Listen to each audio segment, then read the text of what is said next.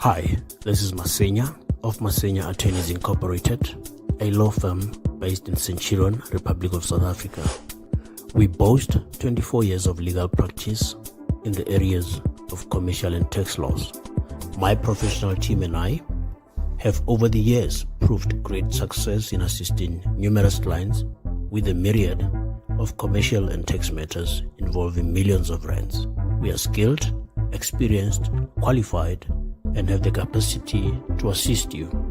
Email us at clients@cntlaw.co.za or call us 011-318-6592 or 084-383-7747. All consultations are strictly by appointment. Hello everyone, thank you so much for joining me this Sunday evening live from Johannesburg, South Africa. Great to have each and every one of you guys here, and I hope you're doing well and keeping okay. It's always good to keep okay. How was church today? Did you go to church today? How was church? Maybe I could say what happened and all of that. Right? So please share with me if you did go to church today and what happened. How was the service? What was preached and what was taught? Please do that. Good to have you here, Alicia. Awesome to have you here, Bongani, my brother. Awesome.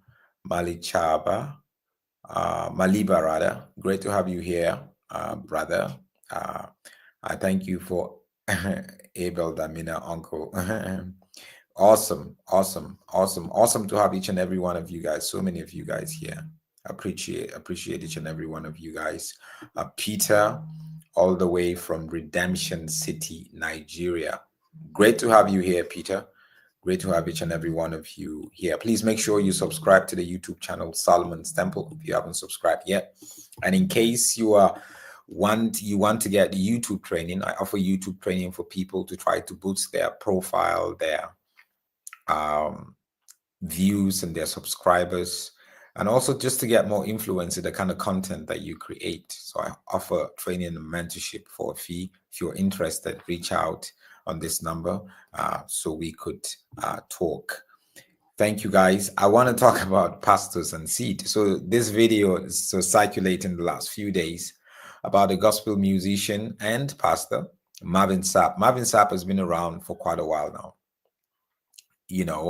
Who is this? He is from the era of like maybe Donnie McClurkin, the Widens, that sort of Hezekiah Walker, that sort of era. And he's quite popular, and it was a bit dodgy when he performed at, I think, one of P. Diddy's birthday.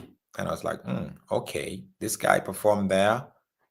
How can you? He's a pastor. The era of like musicians, gospel musicians who started as gospel musicians and now they become pastors.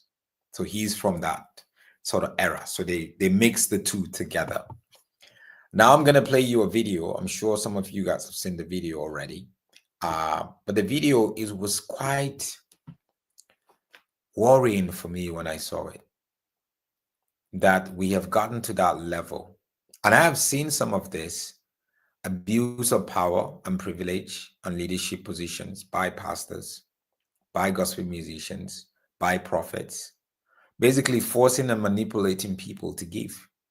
How desperate can you be? In this case, he forced and manipulated people to give so he can raise $40,000 because they have needs and they need to meet that need. I'm not even sure that money is going to go towards meeting the needs of that concert or program or whatever, but just trying to make profit. And the disturbing thing was, he said, shut the door. So you're telling the ushers to shut the door so people must give if they want to exit. Watch this video and tell me what you think. Cost that is involved. There's 1,000 of you. I said close them doors. Ushers, close the doors. Close the doors. Close the doors.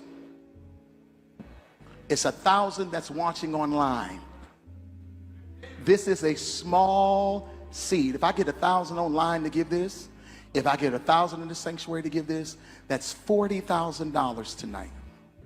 Now, everyone up here, we've all sold and seeded, but I need everyone standing up here with us, with me, to plant a seed of $100. Because again, it costs to sit up here. And this is what I need you to do. If you're giving electronically, or even if you're giving tangibly, I'm gonna have y'all come to the altar and give it, because I need to see 1,000 people moving. Bring them baskets. I want the baskets up here. I want to see the folk. Y'all start moving. Y'all can bring it right now. Come. 1,000 people need to give $20. 1,000 people need to give $20. 1,000 people online need to give $20. This is easy, saints. So there you go. Close the doors. Yeah. So this is the problem here. Doors. Right? He said, close the doors. Close the doors. 4 times. Like repeating it 4 times. And do you know what that means? He's trying to make a statement to the congregants who were there. You're not paying, if you're not giving, if you're not sowing a seed, you're not living. You're not going to live here. Listen again. There's 1,000 of you. I said close them doors. 1. Ushers, close the doors. 2. Close the doors. 3. Close the doors. 4. It's 1,000 that's one. You're holding people hostage. That's what he did. He was holding them hostage. That in itself is criminal. And guys, there are so many churches across Africa, across the world, led especially by African pastors and prophets. They do that. They force you. If you don't give, they're looking at you. If you don't pledge, if you don't sow a seed, you're going to be victimized when you're a member of the church. Close the doors. Close the doors. Ushers, close the doors. Close the doors. And then he came out to give a very lame excuse. And listen to him. I don't like it when so-called men of God just decide to lie, right? This is what he has to say. Responding to the widespread condemnation, right? He said, Sapp took to Facebook to provide his perspective on the situation. He clarified that his intention was not to hold people hostage, but rather to ensure a focused and reverent atmosphere during the offering collection. What rubbish is this? So if the doors are open, then you're not going to have a reverent atmosphere. Like the Holy Spirit or the presence of God is something that you can lock up. Sapp explained that his directive to close the door was aimed at minimizing distraction and creating a sense of reverence during the sacred act of giving. Why didn't you close the door earlier? Why didn't you close the door later? Why do you have to close the door when you're collecting money, when you're telling people to give you money? Emphasizing the importance of stewardship and accountability in handling resources within the church community. Excuse me. You were saying, come, I want to see those baskets in front of you. And now you are, come on, guys. It's so sad when you've been caught red-handed, holding people hostage, 1, manipulating people and taking money from them, 2, and then you try to lie to cover your manipulation and disobedience. Just say, hey guys, I missed it here. I made a mistake. I shouldn't have done that.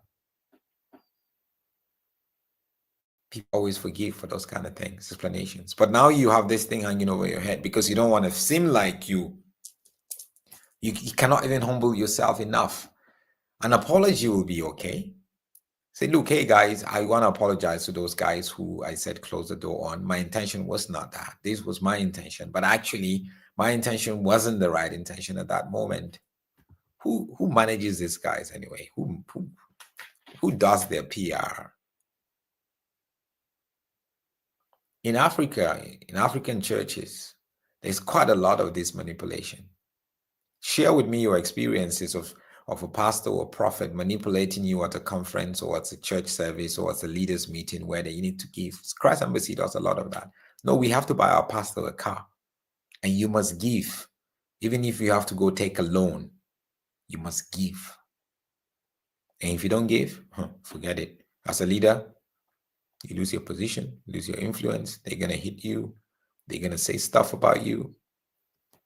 And it's sad that the church, we as a church, we've gotten to that level. Desperate for money, 40,000, maybe extra money, so he can pay his bill, pay that big house he's renting, he's in, or another trip, another extra money for family holiday.